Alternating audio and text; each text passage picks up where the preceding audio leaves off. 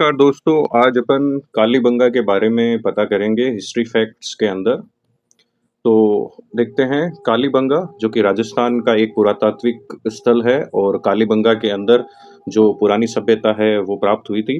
सबसे पहले हम अपनी शुरुआत एक मैप से करते हैं, ठीक है? मैप के अंदर आपको साफ दिख रहा है, ये जम्मू कश्मीर के अंदर मांडा नाम की जगह है और कई सारी नदियाँ आपको दिख रही है और ये हड़प्पा रावी नदी के किनारे जो हड़प्पा स्थल है, ये पहला स्थल है जो खोजा गया था उस समय। ये बनवाली है स्थल और ये है जिसके बारे में हम नॉलेज करेंगे आज, मतलब जिसके बारे में पढ़ेंगे कालीबंगा। ये जो नदी है ये घग्गर नदी है। घग्गर नदी पुरानी सरस्वती का मतलब रूप है। ये मित्ताथल नदी है, सॉरी मित्ताथल नाम की जगह है और ये राखी गढ़ी है। काफ़ी बड़ी साइट्स है जो सिंधु घाटी सभ्यता के अंदर प्राप्त हुई। ये कोट तीजी, ये है मोहनजोदारो यानी मोहनजोदड़ो जो टीला है यहाँ पे है सिंधु नदी यानी इंडस रिवर के किनारे पे। तो ये मैप हो गया। अब हम डिस्कशन करते हैं इसके बारे में, कुछ फैक्ट्स के बारे में थोड़ा सा और भी देख लेते हैं नीचे, क्योंकि ये काफ़ी विस्तृत थी। यहाँ पे आपके आ गया धोलावीरा, यहाँ पे आपके आ गया चुनहदड़ो, यहाँ पे आपके आ गया आमरी और बालाकोट और यहाँ पे आ गया आपके नागेश्वर, यहाँ पे लोथल और यहाँ पे रंगपुर। तो ये सारे स्थल हैं और ये है सूत का गेंडोर, ठीक है? इस तरह काफ़ी बड़े इलाके में उस समय ये हमारे हिंदुस्तान के काफ़ी बड़े इलाके में फैली हुई थी ये सभ्यता। देखो पूरे मैप में अगर ये मांडा से लेके नीचे तक किया जाए तो काफ़ी बड़ा इलाका हो जाता है इसका, ठीक है? चलो इसके फैक्ट्स पढ़ते हैं हम। फैक्ट्स है, यह सभ्यता यह सभ्यता स्थल वर्तमान में हनुमानगढ़ जिले में सरस्वती और दृष्टद्वती नदियों के तट पर बसा हुआ था, जो 2400 से 2250 ईसा पूर्व की संस्कृति की उपस्थिति का प्रमाण है। कालीबंगा की खोज एक इतालवी इंडोलॉजिस्ट और भाषाविद लुइगी पियो तेस्सितोरी, ये इतालवी थे, ठीक है, ने की थी। मतलब भाषाविद थे, इंडोलॉजिस्ट थे, इंडिया की खोज का काफ़ी अनुभव था। इनका नाम था आपके लुइगी पियो तेस्सितोरी, ठीक है?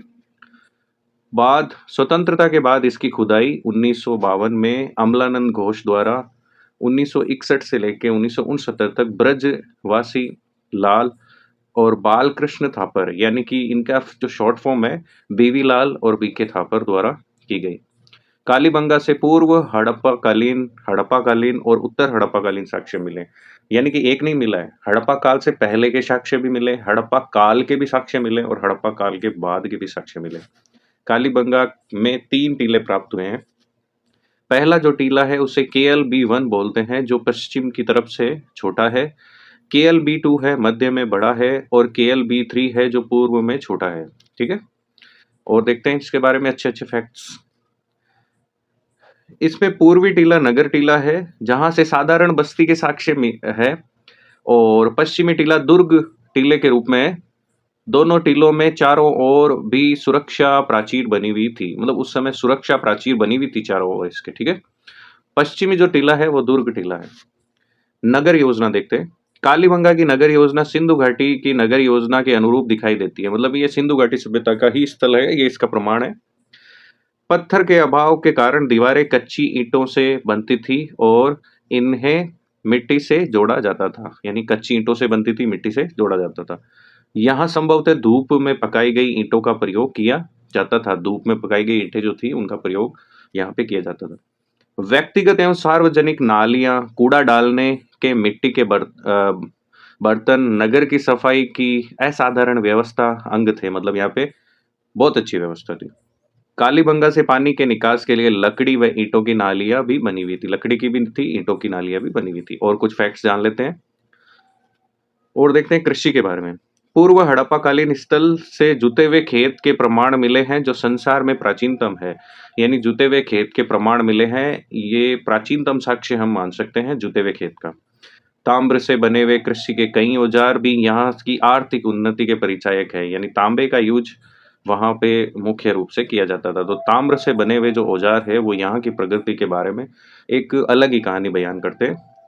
तांबे के औजार व मूर्तियां भी मिली है। कालीबंगा के उत्खनन से प्राप्त अवशेषों में तांबे धातु से निर्मित औजार, हथियार, मूर्तियां मिली है, जो जो यह प्रकट करती है कि मानव प्रस्तर युग से ताम्र युग में प्रवेश कर चुका था। उस समय मानव मतलब पत्थर वाले युग से, पत्थरों के इस्तेमाल वाले युग से ताम्र युग में प्रवेश कर चुका था।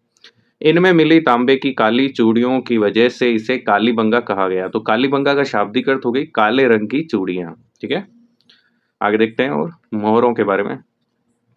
मोहरे कालीबंगा से सिंधु घाटी यानी हड़प्पा सभ्यता की मिट्टी की बनी मोहरें मिली है। देखो यही तो रिलेशन करता है, खुदाई के अंदर जो मोहरें मिली वो हड़प्पा कालीन थी, तो उसी उन वहां मिली वैसी थी, तो हम इसको रिलेट कर सकते हैं। जिन पर वृषभ एवं अन्य पशुओं के चित्र और त्रधव त्रधव जो लिपि है, अंकित लेख है, जिन्हें अभी तक पढ़ा नहीं जा सका है, और वह लिपि दाएं से बाएं लिखी जाती थी। दाएं से बाएं लिखी जाती थी, ये जरूर समझ में आ गया कि दाएं से बाएं लिखी जाती, लेकिन इन्हें पढ़ा नहीं जा सका। लिपि देखते हैं। यहाँ से प्राप्त मिट्टी के बर्तनों और मोहरों पर जो लिपि अंकित की गई है वह सैंधव लिपि से मिलती जुलती है, और जिसे अभी तक पढ़ा नहीं जा सका, मतलब उसे पढ़ा नहीं जा सकता, पर सिंधु घाटी की लिपि के समक्ष यानी बराबर वैसी ही है। धर्म संबंधी अवशेष, यहाँ से धार्मिक प्रमाण के रूप में अग्निवेदियों के साक्ष्य मिले हैं। ठीक है, मोहनजोदड़ो और हड़प्पा की भांति कालीबंगा में मातृ देवी की मूर्ति नहीं मिली। मातृ देवी की मूर्ति यहाँ से प्राप्त नहीं हुई। इनके स्थान पर आयताकार, वर्तुलाकार और अंडाकार अग्निवेदियां, बेल और बारहसिंगे की हड्डियां यह प्रकट करती है कि यहाँ का मानव यज्ञ में पशु बलि देता था। ठीक है, कालीबंगा के निवासियों की मृतक के प्रति श्रद्धा तथा धार्मिक भावनाओं को व्यक्त करने वाली 3 समाधियां मिली है। 3 समाधियां भी वहां से प्राप्त हुई है। दुर्भाग्यवश ऐसी समृद्ध सभ्यता का ह्रास हो गया, जिसका कारण संभवतः सूखा, नदी मार्ग में परिवर्तन इत्यादि माने जाते हैं। सूखा है, नदी मार्ग में परिवर्तन है, यही यहाँ का ह्रास था। अब हम देख लेते हैं कि सारांश इससे क्या निकलता है। कालीबंगा का शाब्दिक अर्थ है काली चूड़ियां। यह है जो नदी थी सरस्वती या घग्गर जिसे अभी बोलते हैं। सर्वप्रथम इसकी खुदाई 1952 में अमलानंद घोष द्वारा, 1961 और 69 में ब्रजवासी लाल और बालकृष्ण थापर यानी बीवी लाल और बीके थापर द्वारा की गई। यह सैंधव सभ्यता से भी प्राचीन प्राक हड़प्पा युगीन संस्कृति स्थल है। यह विश्व की प्राचीनतम सभ्यताओं के समकक्ष और इसकी नगर योजना सिंधु घाटी नगर योजना के समान थी। यहाँ पर से मकानों में पानी निकालने वाले लकड़ी की नालियों का प्रयोग किया जाता था। तो ये इसका सारांश है। आई होप कालीबंगा के बारे में आपको काफ़ी फैक्ट्स पता चल गए होंगे, और मेरे हिसाब से आपके जो भी डाउट्स है वो पूरे हो गए होंगे। तो इसी के साथ धन्यवाद।